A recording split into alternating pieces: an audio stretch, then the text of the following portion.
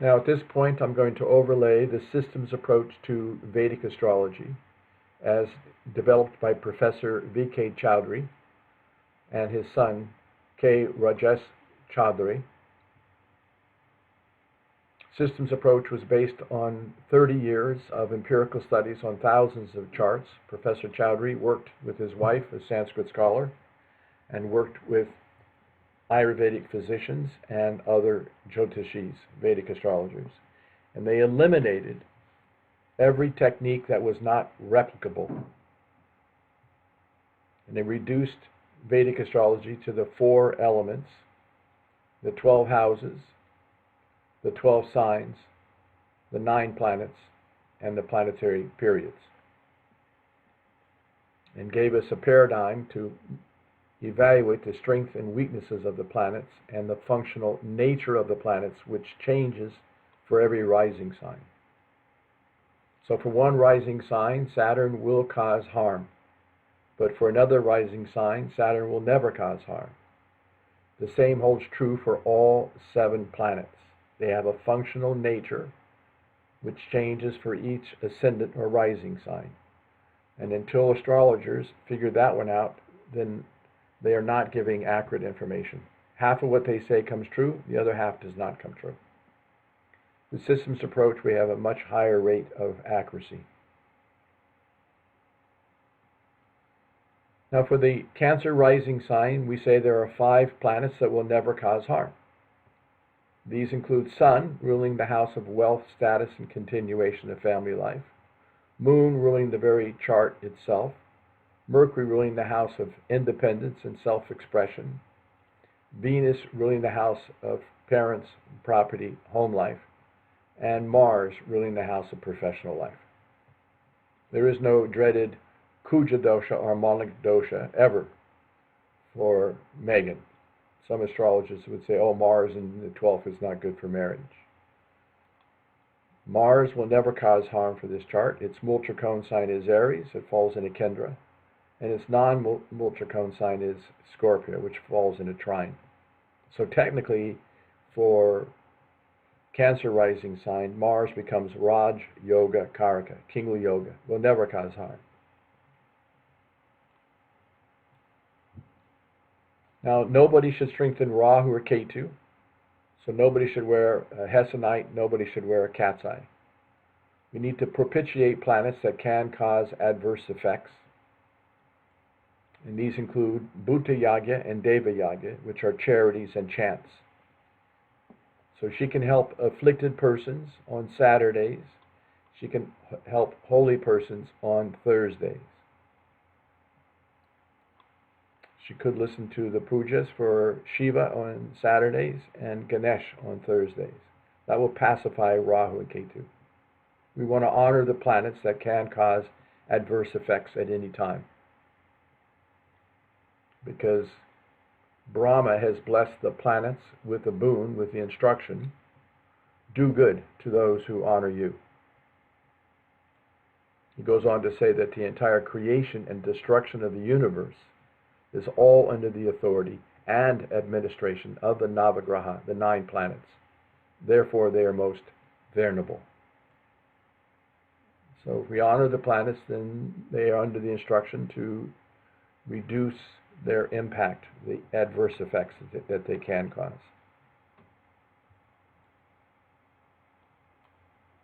If Rahu and Ketu were close to 0 degrees, they would be causing trouble. They're not. But Rahu has a little bit of an impact on Mercury. We could round that off to 12 and round that off to 8, so it's not too severe. This probably mostly gives her voracious mind and makes her very persuasive. Gives her very good intellectual and communication skills. And it gives a strong desire for independence, because Mercury rules this 3rd house of independence. Rahu's outside the 5-degree orb of Sun. It has no impact on Sun whatsoever. Rahu's 5th, 7th, and 9th aspects are also benign. Ketu's 5th aspect is okay. Its 7th aspect is a little bit on Mercury, so that brings spirituality, moksha karaka, spirituality, to Mercury, which is the intellect, It's good for meditation and spiritual thinking. Ketu's ninth aspect is in the third house. It is within 3 degrees of the moon, about 4 degrees from Saturn, and about 5 degrees from Jupiter. So this is what we call marginal or wide influence. It's not close influence. Ketu on Jupiter gives spiritual husband and spiritual children. Ketu on Saturn brings spirituality into the marital bond. And Ketu's influence on the moon brings spirituality to her, detachment.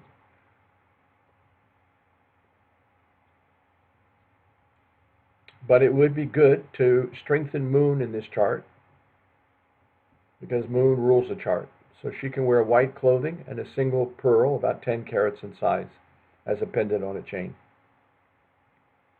She should use a lot of white colors in her life. White bed covers, paintings, sculptures, automobile. White is very good for this chart. She looked wonderful in her white wedding gown, wedding dress. Now, of these 12 houses, from the 1st around through the 12th, only 9 houses are technically favorable houses. The 1st, 2nd, 3rd, 4th, 5th, 7th, 9th, 10th, and 11th. Those are the favorable houses. 3 houses are not favorable. These are the 6th, 8th, and 12th houses. These are called Dustan Babas and auspicious houses.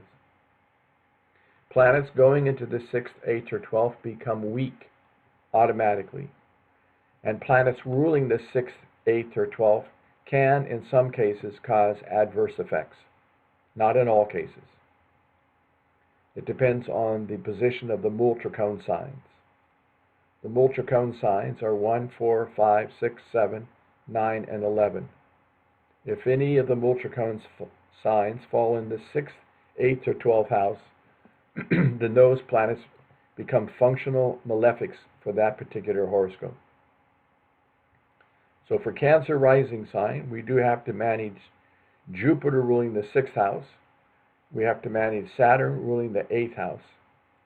The 12th house does not contain a Multracone sign, so the 12th house ruler does not cause any adverse effects in life. Mars ruling younger brothers is in the 12th house of losses. So that causes, it can deny or delay younger brothers. It can give property and career in a foreign land. But it's a weak position and could cause some trouble with their energy level from time to time. Chronic fatigue, fibromyalgia, or Lyme disease. But there are no afflictions to this Mars, so I'm not concerned about it. But Mars can be strengthened by wearing a red coral gemstone, C-O-R-A-L, about 10 carats in size. This is my chart. I'd get a 10 carat red coral and a 10 carat pearl. Hang one from the other, wear that as a pendant. It'd be a beautiful gemstone for her.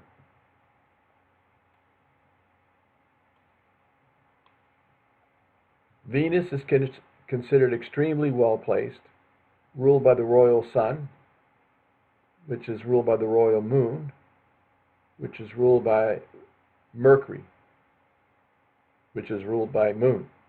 We always go to the final dispositor to see what's going on in a chart. Planets are codependent on the strength of their dispositor, their landlord, if the house contains a Multracone sign. So these 3 planets are codependent on the moon. These 3 planets are codependent on Mercury, which is codependent on moon. So we can see that moon and Mercury have exchanged houses. That's always a very favorable yoga if the planets involved are functional benefic planets. So Venus at 19 degrees gets high marks. Sun at 18 degrees gets high marks. There are 30 degrees in every house, 0 to 30. Planets in the first 5 degrees are considered weak and in infant state. She has no weak planets. Planets in the last 5 degrees, 25 to 30, would also be considered old age and weak. So she has no infant state planets and no old age planets, which is favorable. The planets are in very good degrees.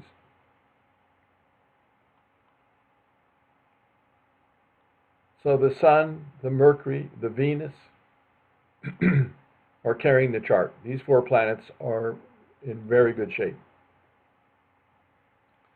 But we have a problem over here. Moon, ruling the chart, is conjunct Saturn, ruling the 8th house of obstruction, delays, disappointments, setbacks, transformations, vulnerability, accidents, and death-like experiences. And it's afflicting the moon. It's only 1 degree from the moon. And Jupiter, ruling the 6th house, is only 2 degrees from the moon. So it's also afflicting the moon. So this brings conflicts, mental tension, health issues, financial issues, litigation, bankruptcy, and divorce. These 2 planets are afflicting the moon, and unfortunately they are afflicting each other. So Jupiter, ruling conflict and divorce, is afflicting Saturn, ruling the 8th house of marital bond. So it can give her a divorce. Hopefully that first divorce she's already had will suffice. Maybe the karma is over with.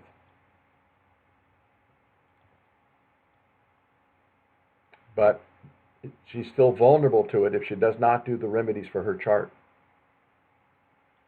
When Saturn and Jupiter are conjunct, it brings a lot of conflict for the Cancer rising sign. If Saturn and Jupiter are conjunct, it brings the 6th house issues and the 8th house issues together in a negative way. They're both functional malefic planets for this chart. Technically, she was born during the dreaded Sadi Sati.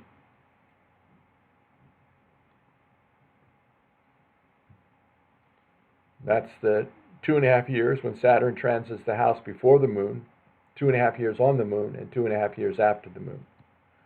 Now, under systems approach to Vedic astrology, Saturn would not afflict moon whatsoever if it's further than 5 degrees of separation. So if it's 10, 15, 20 degrees separation, no problem. If Saturn's over in this house, no problem. If Saturn's in this house, it's no problem. The problem does exist if Saturn is within 5 degrees of the moon. So this is clearly trouble at the time of birth. It's going to cause some issues for her mother primarily and her own self. It was a difficult childbirth or difficult childhood. This brings some depression, some isolation, some separation, some vulnerability, transformations, accidents, or death-like experiences. This is causing some trouble for her liver, gallbladder, and hips. And Jupiter's influence on Saturn is causing trouble with the teeth, neck, back, spine, knees, joints, and ankles. This can cause worry and fear, impatience, and distrust of others. Saturn will bring some depression to her emotional state and can cause these 2 can cause trouble for her chest, lungs, fluids in the body, menstrual cycle, and thyroid. Now, it doesn't matter what we find in a chart. Nobody has a perfect chart. I don't care how healthy, how wealthy, how educated a person is. Sooner or later, trouble comes to everyone. And if it's not in the birth chart, then it's in the transit chart.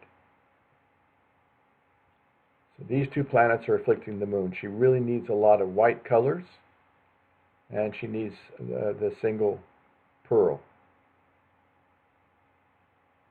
By the way, the horoscope for the time of her wedding vows was extremely good. It was almost as though a systems approach astrologer had helped with the muhurta, with the time for the wedding vows. It was really good. So I'm optimistic. But she needs to strengthen the moon, and we have to propitiate. We have to honor the planets that cause adverse effects. So she needs to help the elderly and the poor and the needy on a Saturday. And she can also listen to the Shiva chants on Saturdays. The 108 names of Shiva. It takes about 8 minutes. These can be found on YouTube. We keep the remedies simple so people can actually do them, but they're extremely potent. Only the person doing them knows their power. For Jupiter, she helps children and students in distress on Thursdays from time to time. And she could listen to the chants for Vishnu, Vishnu, on Thursdays. She should never wear a blue sapphire gemstone. She should never wear a yellow sapphire gemstone. She can safely wear the pearl, a diamond, an emerald, a ruby, and a red coral gemstone. Those 5 gemstones are safe and favorable. And regardless of what other Jyotishis or gemstone dealers have said in the past, it is safe to wear all of the gemstones of your favorable functional benefic planets. All the ancient kings and queens and royal persons of India always had an astrologer in their court, and the astrologer would advise the proper gemstones, and they would wear them on their crowns and as pendants and as rings to bring the planetary energy into the physiology, thus giving health, wealth, courage, wisdom, compassion, and longevity of life. Maybe no wonder Queen Elizabeth has lived so long, has ruled so long. She doesn't mind wearing her crown.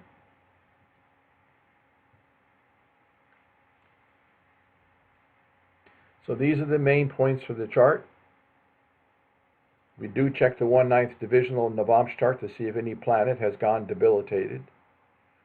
Venus is debilitated, and Saturn is debilitated. So that does, Saturn rules this 8th house, so it does cause some weakness of the marital bond. Makes her very vulnerable to transformations this lifetime. Venus is debilitated, so she might want to be careful with the sugar products. This can cause some weakness of the kidneys, the pancreas, and reproductive organs. Fortunately, Venus is strong here, ruled by the strong Sun. But now, Sun, Mercury, and Venus become weak. Why? Because the landlord Moon is afflicted by Saturn and Jupiter. Till she strengthens the Moon, then all these other planets are also weak. So the ruby, the emerald, and the diamond are safe and favorable. Will be helpful.